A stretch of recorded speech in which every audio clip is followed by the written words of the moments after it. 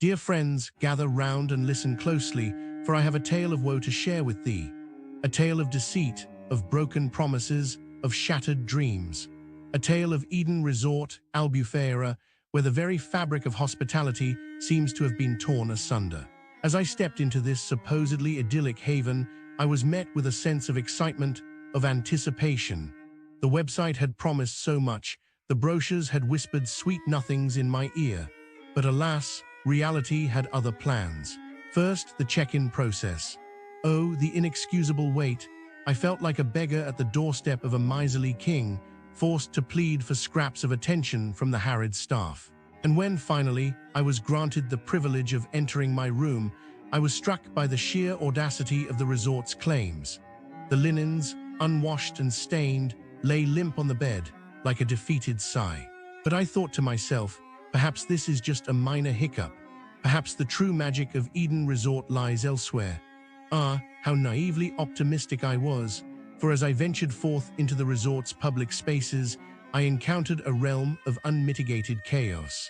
The children's play area, a veritable wasteland of broken dreams, resembled something out of a war-torn country. The fitness room, a laughable excuse for a gym, boasted a meager 2 machines, as if the very concept of exercise was an afterthought.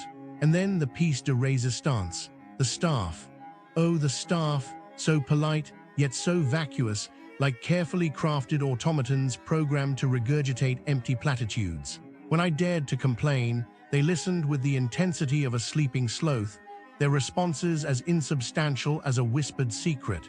But dear friends, it gets worse, so much worse. The air conditioning, a personal affront to my very being, persisted in making a noise that defied all logic, a cacophony of squeaks and groans that echoed through the corridors like a mournful dirge. And the price, good heavens, the price. A king's ransom for a stay that seemed to be little more than a cruel joke. As I navigated the treacherous landscape of Eden Resort, I couldn't help but feel like a shipwrecked sailor, clinging to the fragments of my shattered expectations. The ants, oh the ants. They marched across my kitchen counter like an unstoppable army, a testament to the resort's apparent disregard for even the most basic of cleanliness. And the communication, dear friends. It was as if they were speaking a language from a bygone era, a language of confusion and obfuscation. Emails went unanswered, requests were ignored, and phone calls were met with a deafening silence. It was as if they were hiding something, as if they knew that the very fabric of their resort was rotten to the core. As I reflect on my experience at Eden Resort, Albufeira, I am reminded of the perils of unchecked capitalism, of the dangers of prioritizing profits over people. It is a tale of a place that promised the world but delivered only dust and ashes.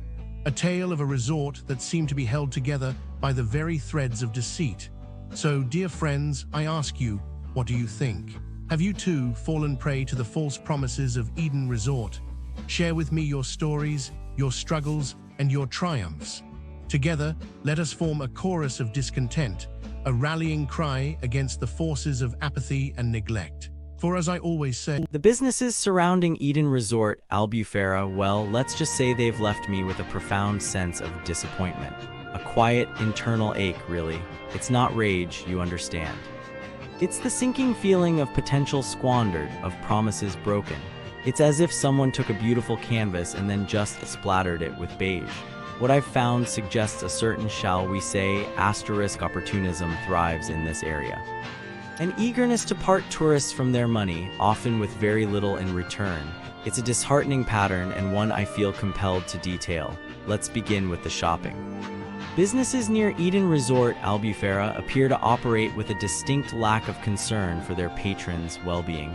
It's not simply about poor service, there's a thread of active risk. The Algarve shopping center, for instance, seems to have become a magnet for pickpockets. Several accounts detail brazen thefts occurring in broad daylight. Imagine enjoying a leisurely shopping trip only to have your wallet vanish. Security, apparently it's more of a rumor than a reality. One person searched for help and found nothing. It's like entering a game where the rules are designed for someone else to win. a particularly unsettling detail emerges. Even the security asterisk within individual stores feel disconnected from the overall security of the mall. A baffling arrangement, and the frustrations don't end with theft. The indifference of staff is a recurring theme. One visitor was simply ignored while a cashier completed personal calculations, left standing there like a misplaced potted plant. Others speak of rude and unhelpful staff, or staff seemingly trained in the art of passive hostility. Even simple requests like finding a working charging point are met with apathy. It feels like a fundamental lack of respect for customers. The lingering question is this a systemic issue, a result of understaffing, or a deliberate tactic? The answer, I fear, is somewhere in between. There are stories of confusing shuttle services and a general sense of things not quite working as advertised. A little piece of you dies each time you visit. Moving on to leisure, the 7-7 Spa Villamura presents a more disturbing picture. It's not the quality of the treatments themselves that's the issue, but the utter disregard for privacy. Repeated reports detail male staff entering women's changing rooms while in use. Imagine that, a space meant for vulnerability and relaxation violated, and the management's response to blame the asterisk clients. To suggest they should be policing the staff themselves, it's a breathtaking level of arrogance. The spa also seems to have issues with safety protocols, with cleaning chemicals being used in occupied areas. A chemical splash during a relaxing treatment. It's like a nightmare designed by a particularly sadistic interior decorator. There are numerous accounts of incomplete services and shockingly rude management. You pay for peace but receive a masterclass in stress. Then we come to the dining. Businesses near Eden Resort, Albufeira, appear to be in a race to the bottom when it comes to culinary standards and customer service.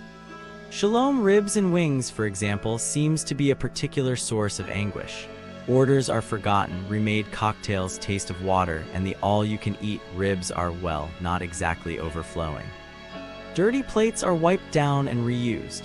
Staff are described as rude and dismissive, and there are even allegations of being chased down the street over an unpaid bill for water they didn't provide. It's a recipe for disaster, really.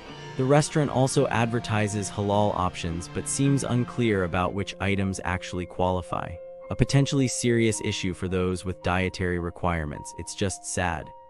To offer something and then obfuscate the truth, and the problems extend beyond shalom ribs and wings. Wander Inn, once a beloved local spot, has reportedly undergone a drastic decline in quality. Food is microwaved, service is slow, and orders are frequently messed up. There's a sense of a forgotten dream, a once promising establishment reduced to a shadow of its former self. Complaints are met with indifference, and the whole experience feels hollow. The sheer number of negative experiences suggests this is not an isolated incident, but a widespread pattern of decline. For those seeking a night out, Liberto's Club appears to be a particularly risky proposition. Reports speak of strange individuals targeting patrons, creating a feeling of unease and insecurity. One person described a feeling of being set up, with drinks being knocked over and stolen. Is it a genuine threat or simply a heightened sense of anxiety? It's difficult to say, but the accounts are alarming enough to warrant caution.